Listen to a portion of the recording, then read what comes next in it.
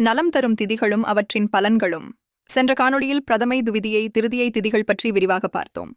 இந்த காணொளியில் சதுர்த்தி, பஞ்சமி, சஷ்டி திதிகளின் பலன்களை பற்றி தெளிவாக பார்க்கலாம். வாருங்கள். சதுர்த்தி திதி யமதருமன், விநாயகப் பெருமான் ஆகிய இருவரும் இந்த திதிக்கு அதிதேவதைகளாக இருக்கின்றனர். முற்காலத்தில் மன்னர்கள் பிற நாடுகளின் மீதான படையெடுப்புக்கு உகந்த நாளாக இதை தேர்ந்தெடுத்தனர். எதிரிகளை வெல்ல விஷசாஸ்திரம், நெருப்பு சம்பந்தமான காரியங்களை செய்ய உகந்த திதி இது. ஜாதகத்தில் கேது தோஷம் உள்ளவர்கள் மாதந்தோறும் வருகின்ற சங்கடஹர சதுர்த்தி தினத்தில் விநாயகரை வழிபடுவதன் மூலம் கேது தோஷம் நீங்கும். பஞ்சமி திதி அனைத்து சுப காரியங்களையும் செய்யலாம். விசேஷமான திதியாகும் இது. குறிப்பாக சீமந்தம் செய்ய உகந்த திதியாக கருதப்படுகிறது. நீண்ட நாட்களாக இருக்கும் நோய்கள் தீர இத்திதியில் மருந்து உட்கொள்ளலாம்.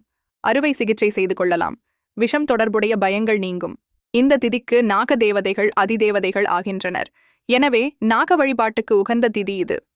நாகதோஷம் உள்ளவர்கள் இந்த திதியில் நாகர் சிலை பிரதிஷ்டை செய்து வழிபட நாகதோஷம் நீங்கும். நாக பஞ்சமி விசேஷ தன்மை கொண்ட திதியாகும். சஷ்டி திதி. இந்த திதிக்கு அதிதேவதை கார்த்திகேயன் எனப்படும் முருகப்பெருமான் ஆவார்.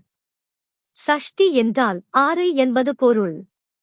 ஆறுமுகம் கொண்ட முருகனை வழிபடுவதன் மூலம் நன்மைகள் பெருகும். முருகனை சஷ்டி விரதம் இருந்து வேண்டிக் கொள்பவர்களுக்கு சகல நன்மைகள் ஏற்படும். நன்மக்கட்பேறு உண்டாகும். சிற்பம், வாஸ்து போன்ற காரியங்களில் ஈடுபடலாம். புதிய ஆபரணங்கள் தயாரிக்கலாம். புது வாகனம் வாங்கலாம்.